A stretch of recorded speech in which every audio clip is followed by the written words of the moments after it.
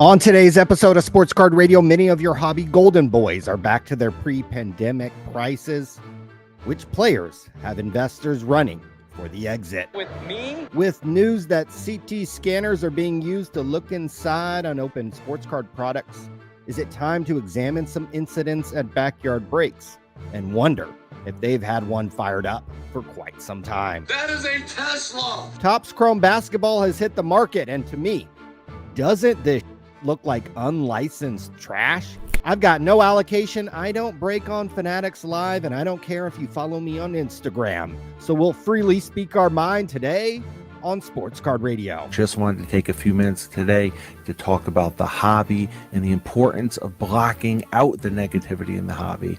And, negativity can come in all shapes and forms, right? And I think especially when you are creating or watching, I should say, when you're consuming content, consuming content, I think it's really easy to get caught up in the negativity and the drama. Okay, let's start with Topps Chrome Basketball. It's being pre-sold at $270 a box. These cards look like garbage, in my opinion. This Cam Whitmore card could be like an AAU card. This Carmelo Anthony one disrespects the actual Topps Chrome cards Carmelo does have. If Leaf made this Jason Tatum card, you guys would literally laugh at it. This Chris Paul card looks like he's playing in a rec league game. I think in the short term, people will act interested in this product mainly because they have to sell cases of it through breaks. You'll have influencers promoting this stuff because they feel like they have to run PR for Fanatics and Topps, and because Mike Rubin is their new daddy. My parents raised me well. Long term, 2, 3, 5 years out, singles will do really poorly out of these products because you'll be able to buy the licensed version of these players in just a couple years. The Wemby autographs, hey, these could do well because he doesn't have autographs and Panini products, so I could see these being relevant. Everything else from this set belongs in the dumpster outside of Cards HQ. TMI, perhaps, but I shower with Jeff all the time. With the news coming out recently that CT scanners are being used to peek inside unopened packs of sports cards and Pokemon packs, is it time to look back and wonder if some of your hobby heroes have been using one for a long time? This video from May of this year, where Backyard Breaks calls out specifically that he's going to pull a Giannis, don't call him Giannis Antetokounmpo, gold autograph out of a pack. Let's roll the tape. I'm gonna see a gold Giannis auto. That's my guess. I'm gonna see a gold Giannis auto. That's my guess. A few minutes later. Demmer, here comes your gold Giannis. Here it comes. Here it comes, right here, right now, boys. It ain't no rook, son. If it actually is. Nah. Bro. Yo, no way. Bro, that's That is weird. crazy, No, dude. that's weird. That could have been the craziest one of all time. I called that 10 minutes ago, dog. Apparently, it's not the first time Backyard has accomplished such a remarkable thing. The guy even said at the end of the clip there, it could have been one of the craziest ones of all time, implying that this has been done before. Something similar did happen when the Cade Cunningham logo man was pulled in 2022. Holy shit, guys.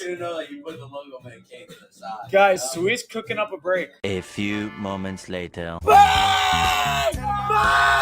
Is it just a coincidence that Backyard can call specific cards coming out of packs?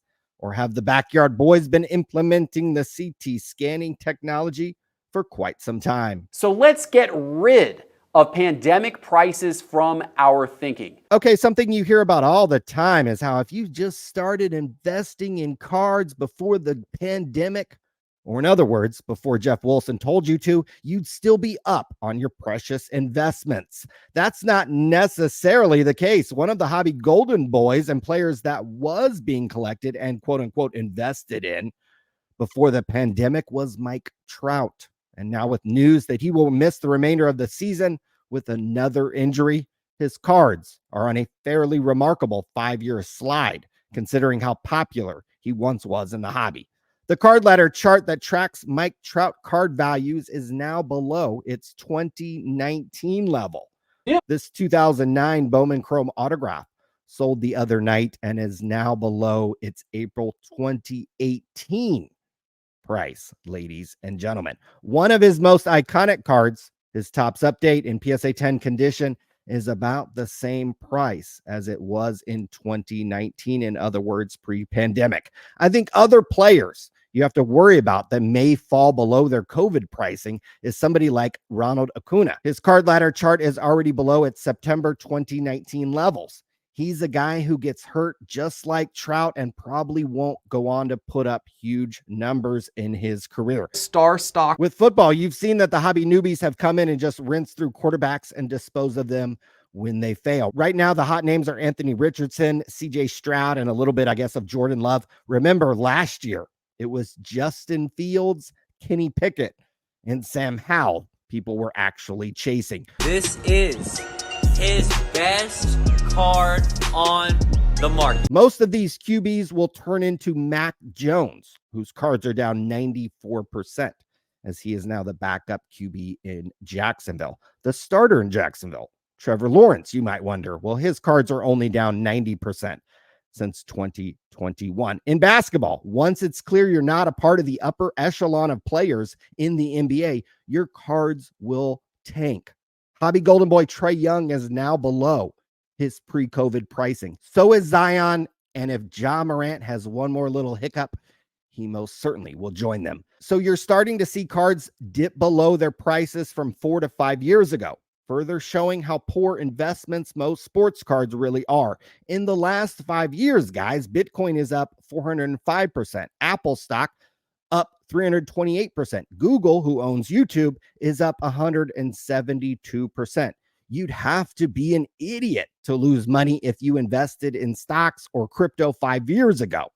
You could have bought into some of the best baseball players and most hyped NFL and NBA rookies and be deep, deep underwater if you tried to invest in sports cards in the last few years.